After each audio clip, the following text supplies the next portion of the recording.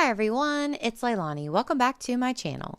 So today we are once again doing another Project Life spread for week 44 of 2021. So for this week, I am using Nelly and Clem printables. I'm using the autumn kit, and I think this might have been created like last year, but it's a mix of fall vibes and also some Halloween. So I will link it below if you would like to check it out. So for my spread this week, I am of course only using the fall themed things since Halloween has passed, but there's a nice mix of both, and I really enjoyed the kit. Of course, I love that little thought bubble, and I love the coffee mug at the bottom with the heart, and then there's always a couple pieces of pattern paper as well, which is where I got the polka dot paper that I'm using for my title card. So really love the kit, and I'm excited to use it.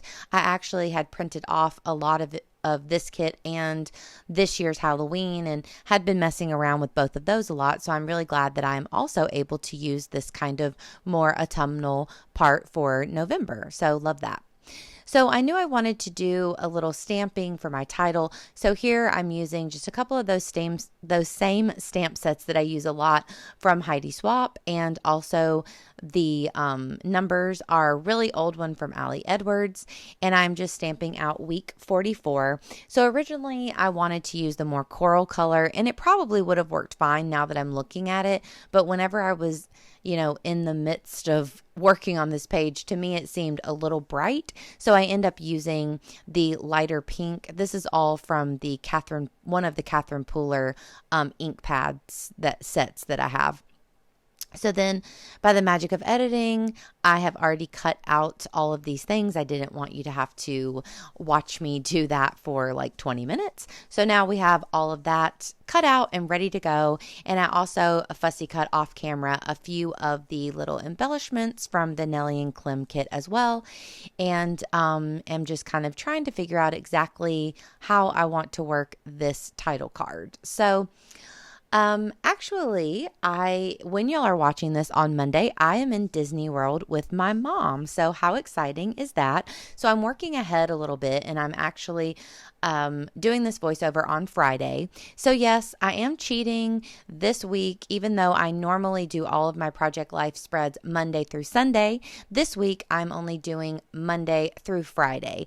So I know that tomorrow, Saturday, I don't have anything going on where I would take any photos, and Sunday, me and my mom left for or will be leaving for Disney. So those 2 days I'm just not including. I'm still going to do the stamped date stamp the same and pretend like it's through Sunday, but things like that don't really bother me. Then I'll just start off next week with a nice big Disney themed spread. So just so you know, this is actually only Monday through Friday. So because of that, I did have a pretty easy week. It's a shorter week anyways, and I didn't do a whole lot. So everything that I did was not really picture worthy, or I didn't think about taking photos. So the majority of my week was spent at home, mostly working on videos, editing videos, trying to get ahead for both YouTube and Patreon. So I've been super, super busy, but I didn't take a lot of photos.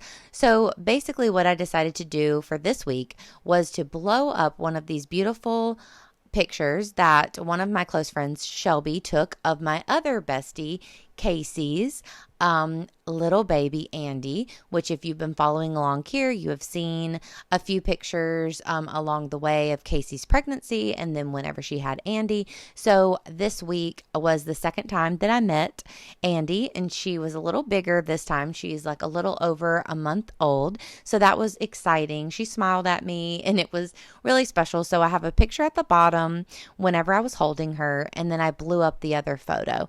So I chose this picture because I knew that so I printed it off as a 6x8, but I knew that whenever I do kind of slice it up so that it will fit in the 4x6 and 2 3x4 pockets, Andy would not really be hurt by this. So I would never choose a picture where someone's face would be cut into or anything like that. But as you can see, as I'm cutting into this, her beautiful little face is totally fine.